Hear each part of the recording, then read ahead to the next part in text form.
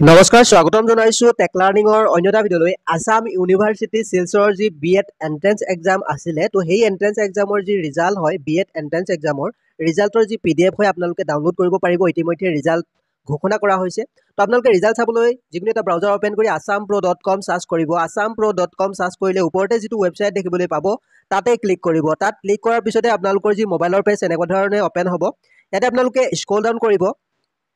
scroll down কৰিলে আপোনালোকে এটা ৰিজাল্টৰ সেকশন দেখিবলৈ পাব ওপৰতে তাৰ ওপৰতে দেখিছে Assam university B Ed entrance result 2025 আপোনালোকে এই যিটো লিংক দেখিবলৈ পাইছে তাতে ক্লিক কৰিব তাত ক্লিক কৰাৰ লগে লগে আপোনালোকৰ মোবাইলৰ পেজখন এনেকুৱা ধৰণে ওপেন হ'ব ইয়াতে আপোনালোকে কি কৰিব সকলোবিলাক ডিটেইল আপোনালোকে দেখিবলৈ পাব ৰিজাল্টৰ তাৰিখ এক্সামৰ ডেট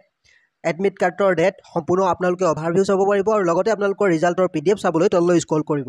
তললৈ স্ক্ৰল কৰিলে আপোনালোকে ইয়াতে ইম্পৰ্টেণ্ট লিংক সেকশন এটা দেখিবলৈ পাইছে Assam university B Ed entrance result 2025 link ওপৰতে যিটো ক্লিক হিয়াৰ বটন দেখিবলৈ পাইছে তাতে ক্লিক কৰিব তাত ক্লিক কৰাৰ লগে লগে আপোনালোকৰ যি ৰিজাল্টৰ পিডিএফ হয় এনেকুৱা ধৰণে ৰিজাল্টটো চাব পাৰিব আপোনালোকৰ নাম